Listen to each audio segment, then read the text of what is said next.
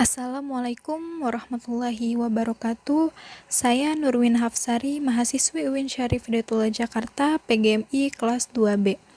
Di sini saya akan mempresentasikan tentang konsep dasar perkembangan peserta didik.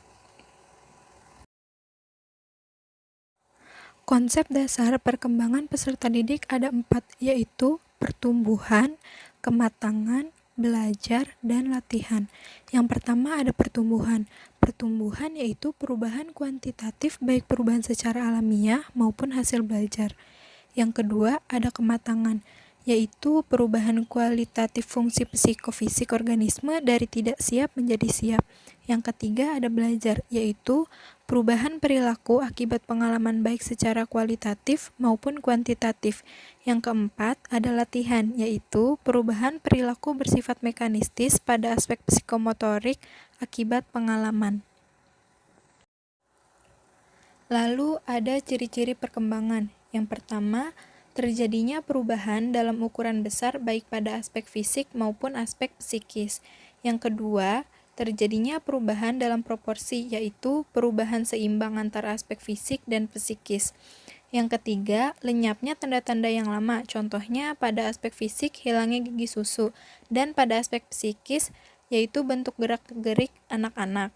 Yang keempat, diperolehnya tanda-tanda baru, misalnya pada fisik mengalami pertumbuhan yang signifikan, dan pada psikis berkembangnya rasa ingin tahu. Prinsip-prinsip perkembangan. Perkembangan yaitu proses yang tidak berakhir. Manusia akan terus berkembang dalam aspek fisik maupun psikis. Setiap aspek perkembangan itu saling berkaitan, misalnya aspek perkembangan anak yang berupa perkembangan fisik saling berhubungan erat satu sama lain.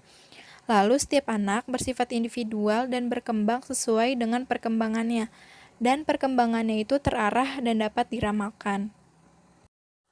Lalu selanjutnya ada faktor-faktor yang berpengaruh pada perkembangan peserta didik. Nah, faktor yang berpengaruh pada perkembangan peserta didik ada 2, yaitu ada faktor eksternal dan ada faktor internal. Nah, faktor eksternal ini terdiri dari 2, yaitu ada lingkungan fisik dan lingkungan non-fisik. Nah, lingkungan fisik ini mencakup kondisi keamanan, cuaca, keadaan geografis, sanitas, atau kebersihan lingkungan. Semua kondisi tersebut berpengaruh terhadap proses kehidupan individu. Lalu ada lingkungan non-fisik. Nah, lingkungan non-fisik ini meliputi keluarga, pendidikan, dan masyarakat yang merupakan faktor paling berpengaruh. Lalu, ada faktor yang kedua, yaitu faktor internal. Nah, faktor internal ini juga terdiri dari 2, yaitu ada kondisi fisik dan kondisi psikis. Kondisi fisik ini merupakan faktor biologis individual yang menuju pada faktor genetik yang diturunkan oleh kedua orang tuanya. Sedangkan kondisi psikis, yaitu kondisi psikis dan psikis individu itu saling berkaitan. Perkembangannya menyangkut kognitif, bahasa, emosi, dan sosial moral.